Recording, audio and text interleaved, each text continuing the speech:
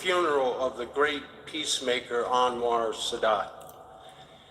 There's an old line to the effect that 2 presidents in a room is one too many. Frankly, I wondered how awkward that long flight might be to Cairo, and it was a long flight, but the return trip was not nearly long enough, for it was somewhere over the Atlantic that Jimmy and I forged a friendship that transcends politics. We immediately decided to exercise one of the privileges of a former president, forgetting that either one of us had ever said any harsh words about the other one in the heat of battle. Then we got on to much more enjoyable subjects, discussing our families, our faith, and sharing our experiences in discovering that there is indeed life after the White House. We commiserated over the high cost of building presidential libraries, and the even more regrettable fact that most of that fundraising for these otherwise admirable institutions fell to us personally.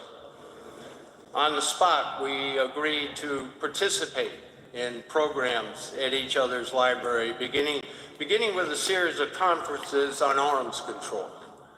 And if that wasn't newsworthy enough, we told reporters on the plane that a lasting Middle East peace would require the United States to make tough decisions, like confronting the Palestinian issue directly, thereby building on the work to which President Sadat had literally given his life. It was the first time, but by no means the last time, that our unlikely partnership ruffled feathers in the Washington establishment. Now, honesty and truth-telling were synonymous with the name Jimmy Carter. Yeah. Those traits were instilled in him by his loving parents, Lillian and Earl Carter, and the strength of his honesty was reinforced by his upbringing in the rural South, poised on the brink of social transformation.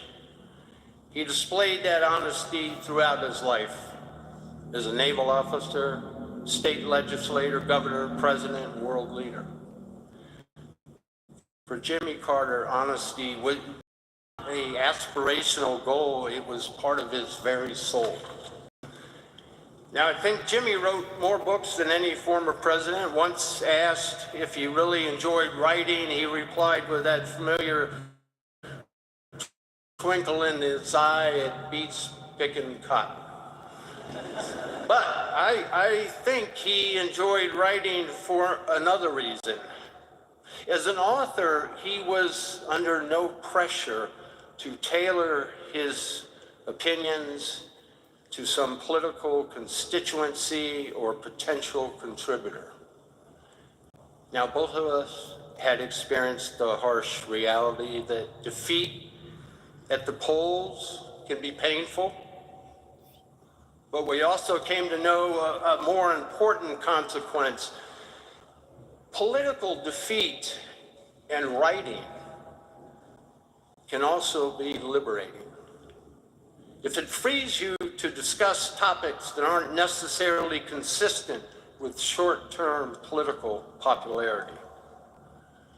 Now, Jimmy learned early on that it was not enough merely to bear witness in a pew on a Sunday morning. Inspired by his faith, he pursued brotherhood across boundaries of nationhood, across boundaries of tradition, across boundaries of caste. In America's urban neighborhoods and in rural villages around the world, he reminded us that Christ had been a carpenter. And in third world villages, he successfully campaigned not for votes, but for the eradication of